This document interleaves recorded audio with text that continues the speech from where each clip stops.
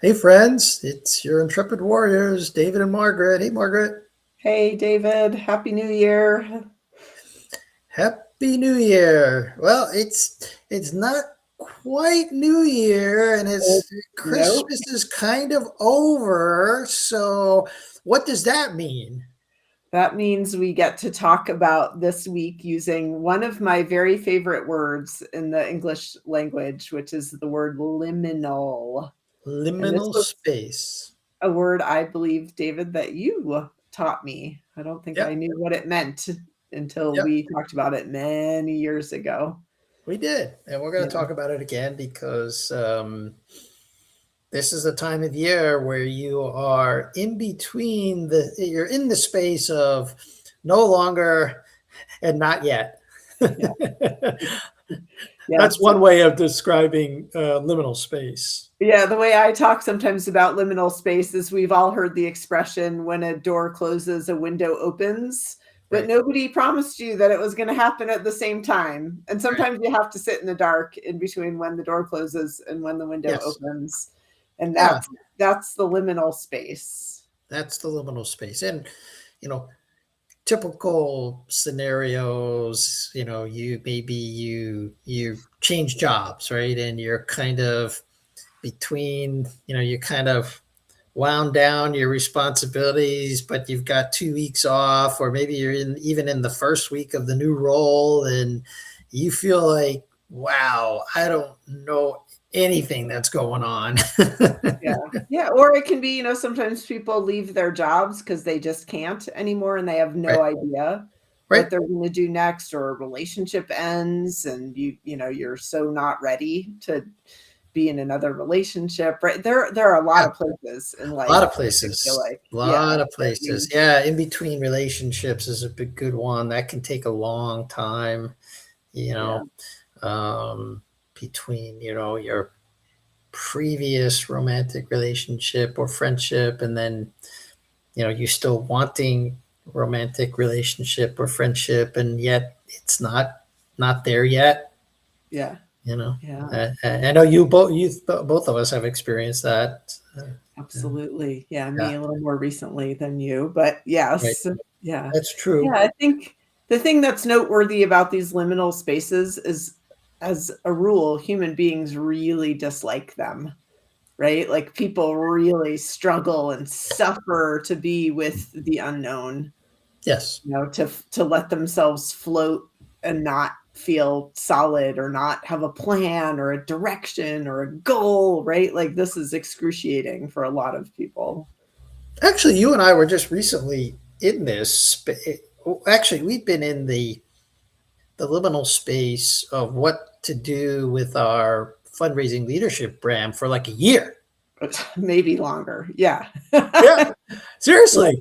Where we both And sort of knew that it wasn't the right name for our business anymore, but we had not yet gotten the lightning strike of what we wanted to do next. yeah, well, recently, literally today, as before we came on this episode, but we were kind of previewing it for with all of you. So the podcast name is going to change in the new year. It's going to be called the Leadership Deep Dive, and so this is our next episode. We've been done about 3 or 4 of these now, LinkedIn Live, and then we figured out the technology and how to get that to work over on the podcast platforms. And so if you follow us over there, this is going to be shifting in the new year from fundraising leadership to the leadership deep dive.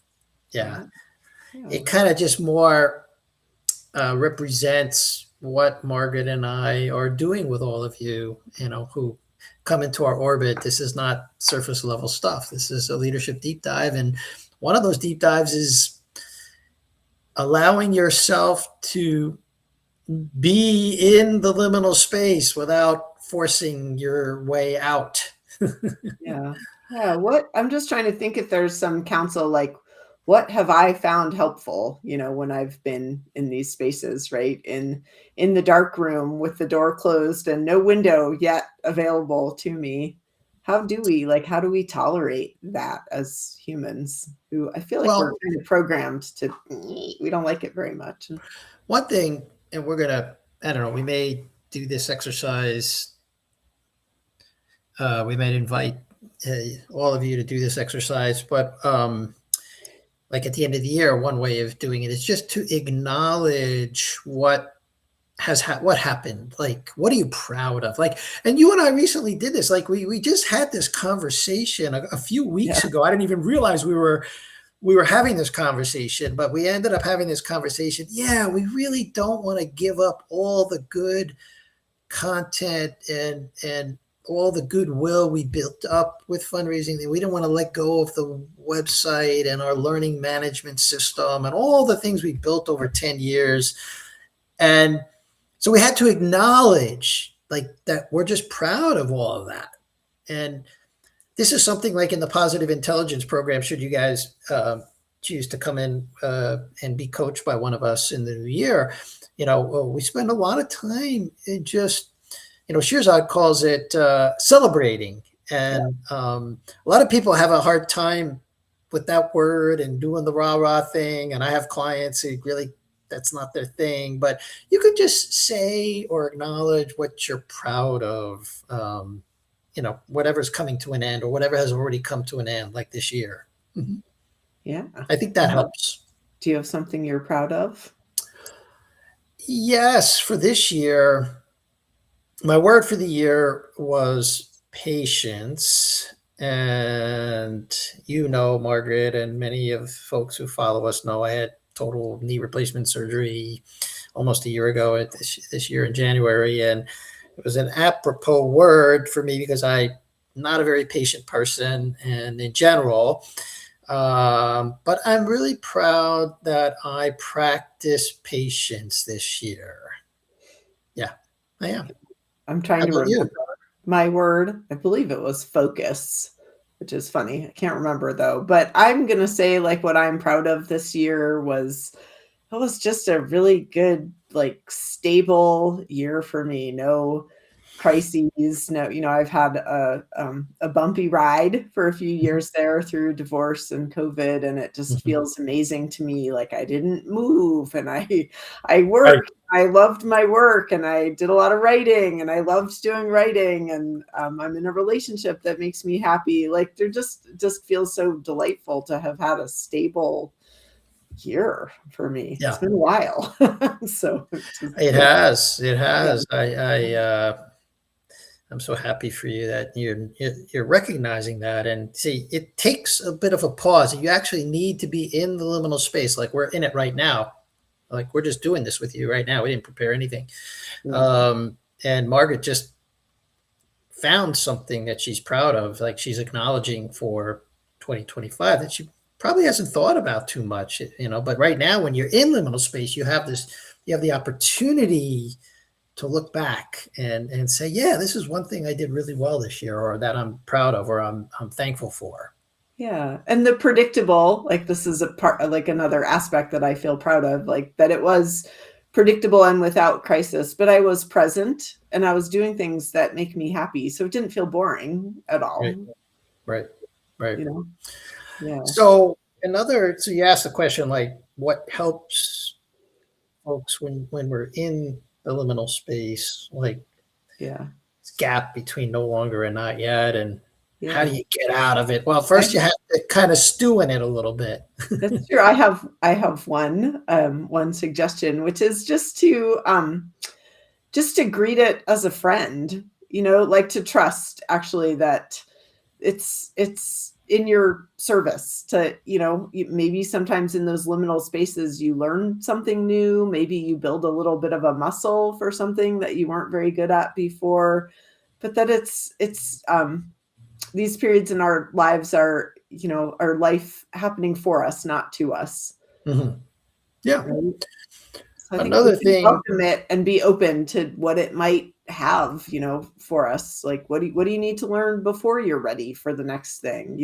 Right? Like it's here to teach us something, these periods of in between. Yeah. I also like to use this specific liminal space that we all confront every year. This sort of week between Christmas and New Year's. It's a great opportunity to actually just practice what Margaret and I are talking about. So there's a little bit of reflection, and then there's a little bit of looking forward. But another reflective exercise that is helpful when you're in liminal space is to look back at whatever the period of time that has just come to an end, and see where there was something that was a big challenge or was difficult for you, and find the gift or the opportunity that came from that. Mm-hmm. Yeah. When you have time to do this kind of reflection during liminal time, we could call it, you can look back and say, well, what was something that was really challenging? So what was something that was really challenging for you this past year, Margaret, that you found a gift or opportunity in? It's like a double liminal thing that happened, which is that I finished a big writing project that I had very much intended to put out in the world, and then I wasn't sure that I was ready to put it out into the world, and so I've struggled a lot this year with that question. Was this writing meant for my personal growth, or is it something that's that for other people to read? And I feel like there was so much reflection and thought that went into that this year, and at this point I've decided to keep it in the liminal space for now till I feel differently. Just I think my big download, like my big piece of wisdom, is that I don't need to rush. Like it doesn't have to do something before I'm ready for it to do something. And that's cleared me up to be ready to start a new writing project. Oh, beautiful. Which is exciting. Yeah. But I went back and forth about 1,000 times this year. Yeah. It's what to do. Yeah. So you're choosing just to stay. I'm just choosing to stay. And, at this moment, the scale is tipped towards, nope, this one's living in my drawer for now. To trust that circumstances may change. I may have a different feeling, but for now, it's not. So I'm also hearing the gift of a new project, like the desire or the interest in getting to writing again. Yeah, I miss it. I've spent so much time equivocating and editing and right. rereading, and I'm ready for some fresh air. I'm ready for the window to open, and it feels like it's going to open very soon with an idea of what I want to do next. Cool. Yeah. How about for you? What's been a place of struggle and subsequent learning for you? Let's see. A couple of things happened this year. So my business just slowed down. Like I may have had to close up shop, type of slowing down. And the gift in that was, so there's like a double compounding of the gifts here. So it was a gift because during this period I was able to focus on my rehab and my healing for my knee, which was a traumatic procedure for me. It took longer than I expected to recover from, and still recovering. And the other gift in all that was similar to Margaret. I put the finishing touches on a writing project that I've been working on this year, and now I'm in that editing, cleaning up mode, and